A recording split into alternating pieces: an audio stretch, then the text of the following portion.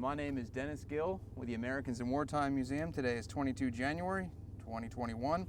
I've got the honor of interviewing Cotton Bowen here at the Tank Farm in Nokesville, Virginia.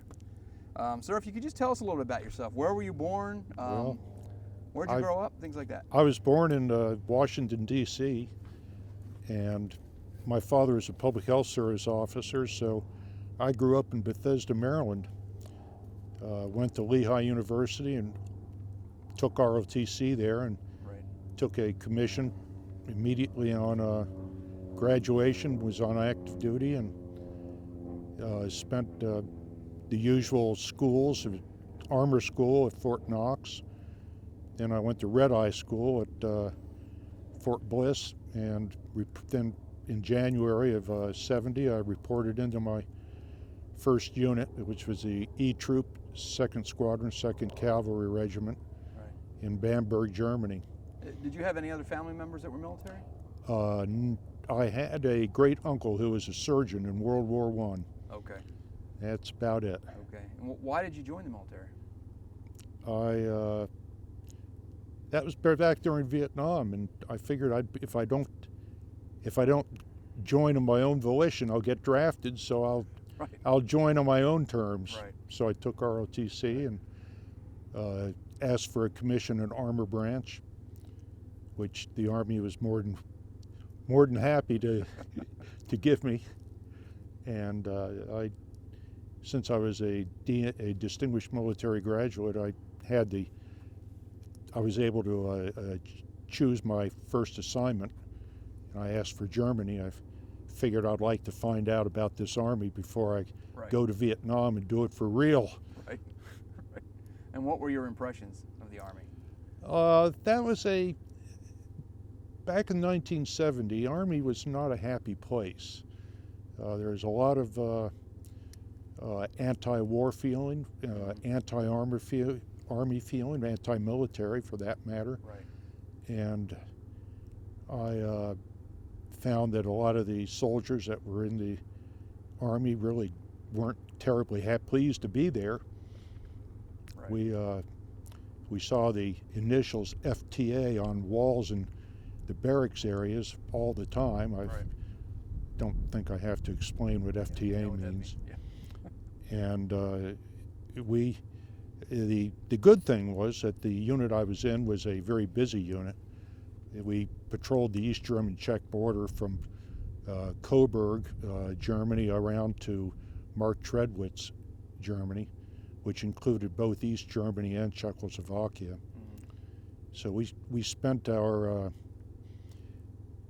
most of our time either on the border or going to a tank gunnery at Grafenwehr,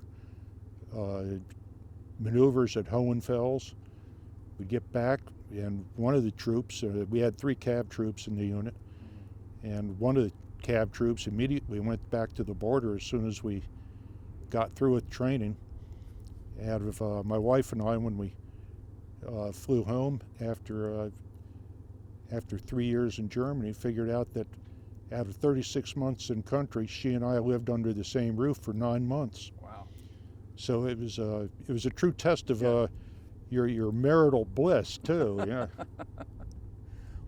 So you were with the cavalry. Yes. What is the modern day cavalry? Everyone thinks of cavalry as horses, but it's armored vehicles. Okay. Currently in 2021, you have the 3rd Armored Cavalry, and I think they're in Fort Bliss, Texas, and they are still a armored cavalry unit with tanks. The 2nd Cav is, which I still belong to the association of the 2nd Cav, is now a striker unit. Okay. So they have all the striker vehicles, and they're still posted in Germany. Their home station is Vilseck, Germany, and they do exercises and operations with many different countries in Europe these days. Poland, the Balkan, they've done operations in Georgia, in Finland, Norway, I believe. Can't think of all the countries they've gone to, but with strikers, they're able to do that as a road march instead of getting on railroads like we used to with our tanks back in the 1970s. Right. And your job was what at that time? I started out as a platoon leader, Okay. ended up commanding the E Troop of the 2nd Cav, Okay. and then I rotated to Fort Leonard Wood, where I was a basic training company commander, and then to Korea with the 4th of the 7th Cav, where I was the squadron adjutant. Okay.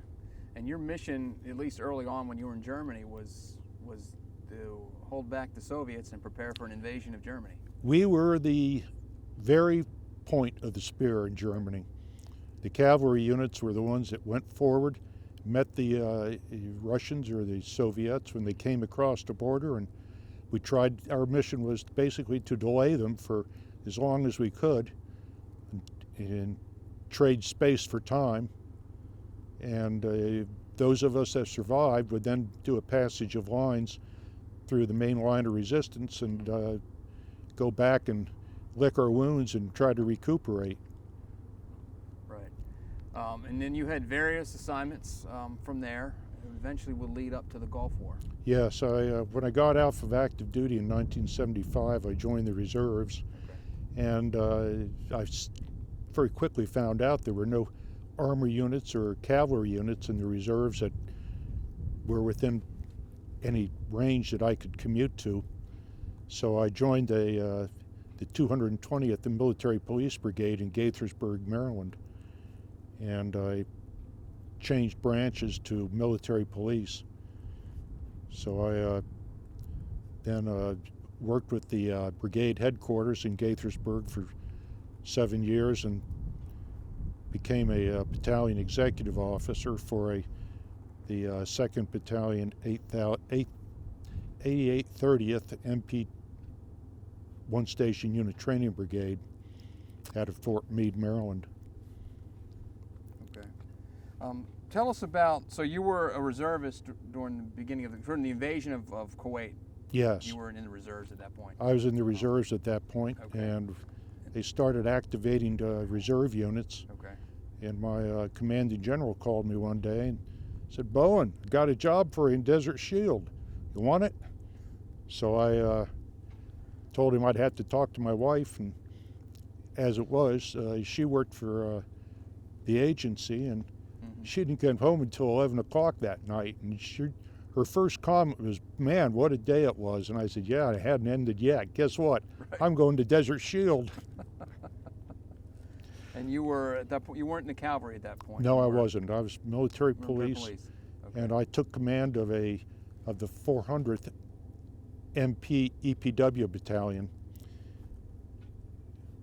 and we activated at Fort Meade, took command of 10 different MP companies. They were all MP Guard or MP Escort Guard. Okay.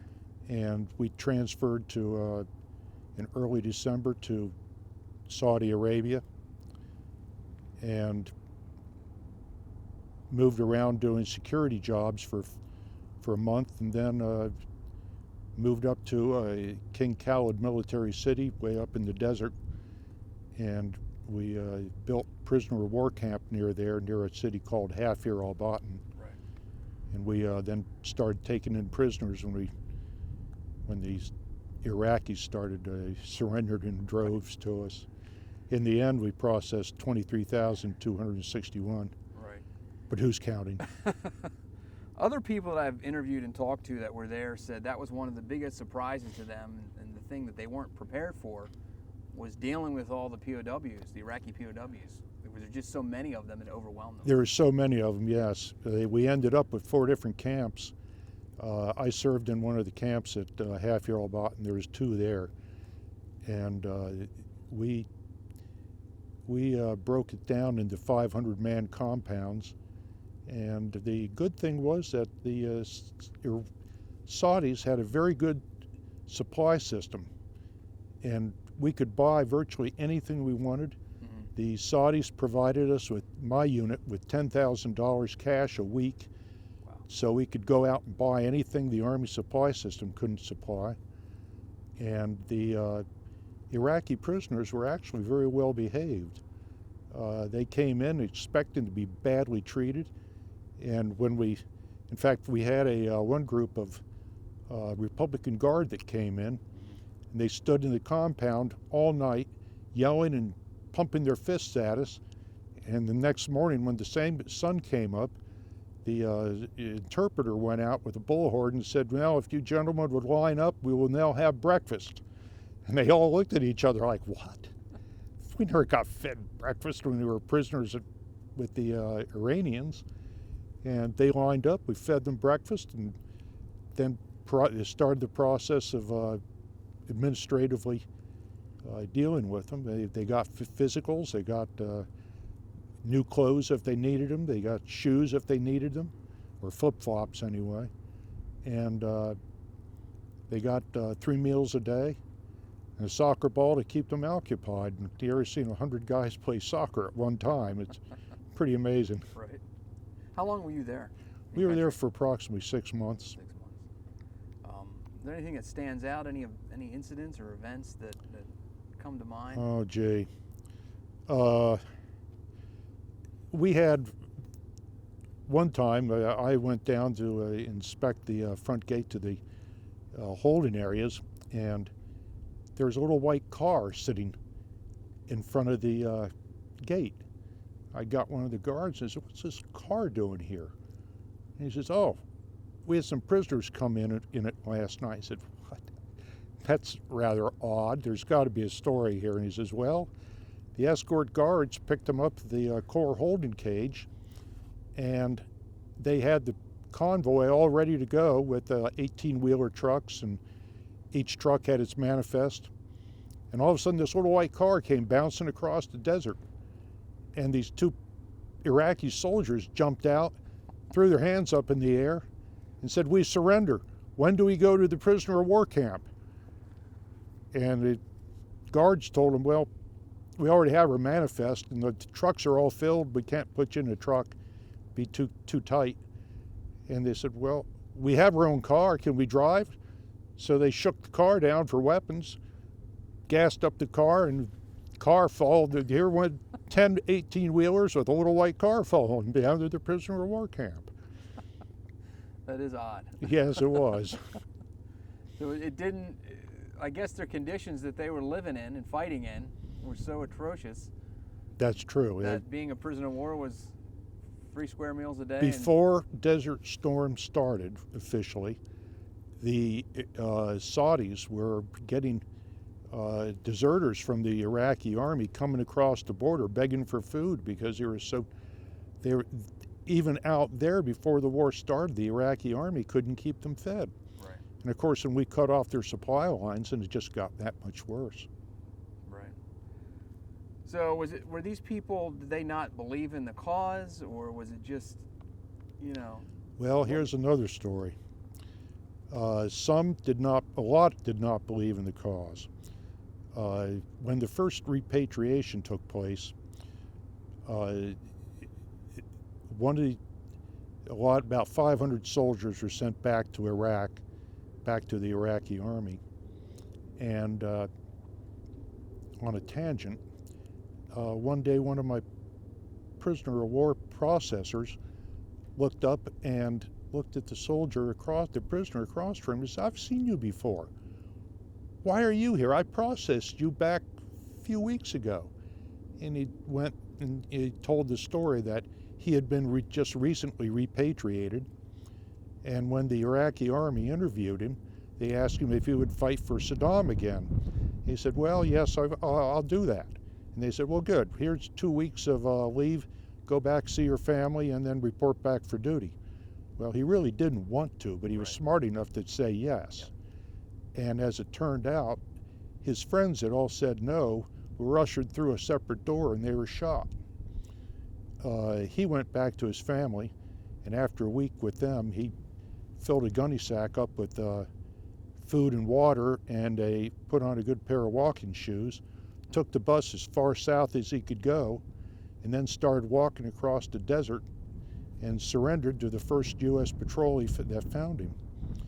They turned him in and went back through the system again, and so he became part of our alumni club. We had about 4 or 5 of them. Wow. With similar stories, I Yes. think. Yes. Oh, that's interesting. Interesting. So you were there for 6 months. What rank were you at the time? I was a lieutenant colonel at the time. Okay. So what was your job? I commanded the 400th MP Battalion. Okay. We provided the escort guard and the guard function for the MP, for the 200th MP camp that Okay. took over. That was a colonel's command, so I reported to another reserve colonel. Were there other camps like yours around? Yes, Saudi Arabia? we had another camp. Well, I was at Camp Brooklyn. Camp, I believe, Bronx was next to us, and then there are 2 more camps down 200 miles southeast of us. The 800th MP Brigade ran all 4 camps, and since they were a New York brigade, they named all their camps after locations in New York City. Gotcha. You were married at the time. Were you able to keep in touch with your wife and family at home? I wrote a lot of letters, and Right. we had there were payphones available in Half-Year Albaton, so we could make collect calls to our families when we had opportunity to get into the city. How were you treated by the Saudis? We were treated very well. I have to tell this story. It didn't happen to me, but the officer that ran the fuel dump that was down the road from our prisoner of war camp was one of the first arrivals in that area, and the chief of police in Half-Year Albaton invited him to CAPSA, which is the middle of the afternoon meal. And he went in. They fed him very well, and they said, "Now we have special entertainment for you." So they got in cars and drove hell-bent for leather down through town and got to the city square, and they put him in the chair of honor in the very front row, and they marched 3 prisoners out, and they cut off 2 heads and a hand right in front of him. Wow. He went back and told his boss what had happened, and they apparently reported it to Schwarzkopf, and about 3 to 4 days later there were orders going out saying nobody will attend what we called Friday afternoon follies. Wow. How were you able to stay busy or entertained when you weren't working? I mean, was there downtime, I guess? Yeah, I had downtime. I did my battalion business in the mornings, and then in the afternoon I had brought my Army War College material with me, and I spent that time reading and writing papers for the Army War College. Mm-hmm. So I didn't lose any time. I graduated on time when I got back. Right. Can you describe your homecoming? How was that? Tumultuous.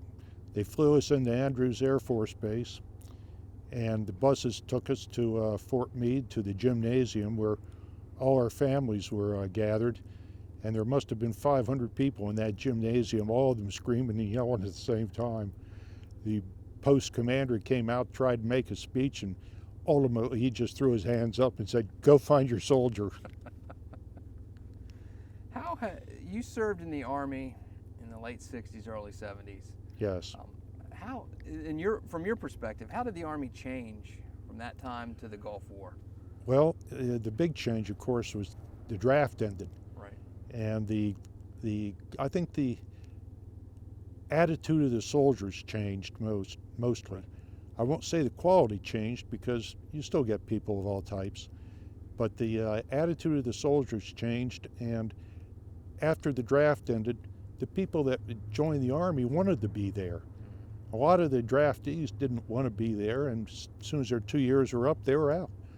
But and we got, as a result of more retention and longer periods of service, I think the professionalism improved. Right. So the quality of the soldier was definitely better, making the Army's ability to do its mission. I think so, yes. Yeah.